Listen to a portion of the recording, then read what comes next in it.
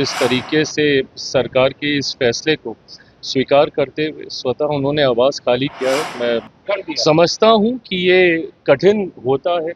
मेरा भी जब आवाज़ खाली हुआ था तो मैं इस परिस्थिति को मैं समझता हूं। एनकाउंटर की आड़ में अगर निर्दोषों के ऊपर गोली चलाई जाए, इसको कतई हमारी सरकार कतई बर्दाश्त नहीं करेगी। मैं खुद भी कल जाऊंगा, परिवार से भी मुलाकात करूंगा। आवास जो है वो खाली कर दिए गए, लेकिन राबड़ी जी ने सूची की मांग की थी कि जब हमें आवास दी गई थी उस पर की सूची भी दी जाए। उन्होंने मांग की थी, मुझे लगता है कि ज़रूर उनको मुहैया करा दी जाएगी, ताकि इस बात को सुनिश्चित किया जाए कि कोई ऐसी चीज़ ना रह गई हो जो वापस करने वाली हो। पर हाँ, उन्होंने बहुत सम्मानपूर्वक जिस तरीके से सरकार के इस फैसले को स्वीकार करते हुए स्वतः उन्होंने आवाज़ खाली किया है। मैं समझता हूँ कि ये कठिन होता है।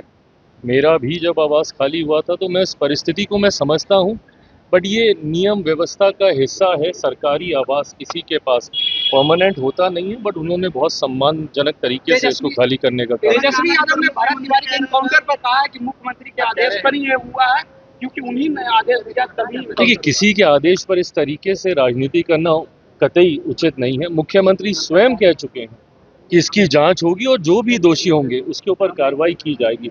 तो इस तरीके से राजनीति करना, मुख्यमंत्री पे आरोप लगाना कतई उचित नहीं है।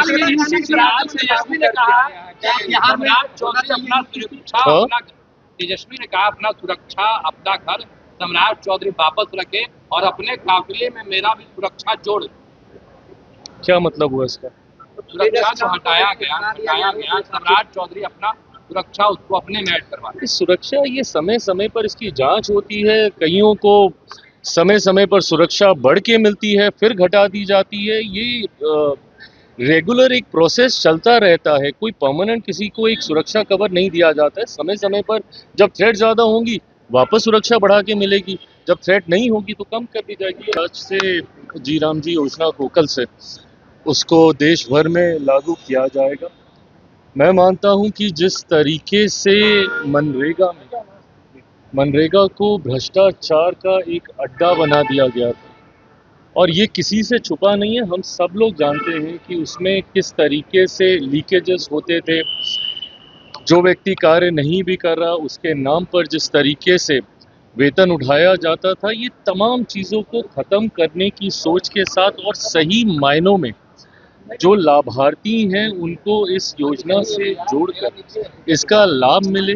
कई ऐसे बदलाव, कई ऐसे नए प्रावधान इसमें तैयार किए गए ताकि मजदूर वर्ग को सम्मान के साथ उनको कार्य करने की उनको व्यवस्था तैयार करके दी जाए। इस सोच के साथ प्रधानमंत्री आदरणीय नरेंद्र मोदी जी के नेतृत्व में लंबे समय से इस योजना पे कार्य हो रहा था। इसको लाया गया है, इसको लागू किया गया है। मैं मानता हूं कि आने वाले दिनों में इसका लाभ भी देश की एक बड़ी आबादी को देखने को मिलेगा। भारत तिवारी इनकाउंटर में सस्पेंड एसडीपीओ को मध्य निषेध का डीएसपी बना दिया गया है, कैसे देखते हैं? देखिए, मैं इतना ज़रूर मानता हूं कि जो भी दोषी हैं, एक बार जांच पूरी हो जाए, बख्शा किसी को नहीं जाएगा। इस तरीके से किसी को भी कानून को हाथ में लेने का अधिकार नहीं।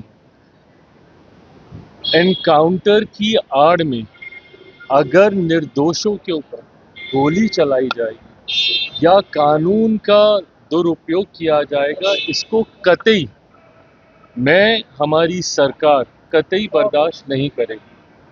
जांच पूरी होने दीजिए, एक बार तथ्य सामने आ जाए।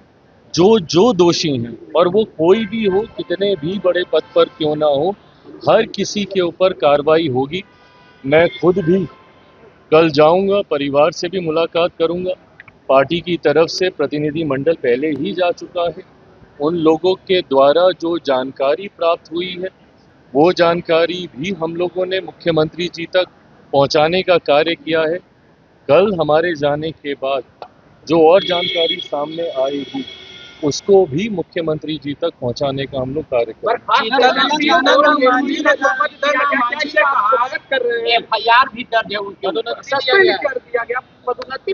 जैसा मैंने कहा कि अगर वो दोषी हैं तो जल्द उनके ऊपर कार्रवाई होगी, ये विश्वास नहीं जरूर सर, दिलाता हूं। कल राम मांझी ने कहा है सर कि हथियार कहाँ से आया भरत तिवारी के पास।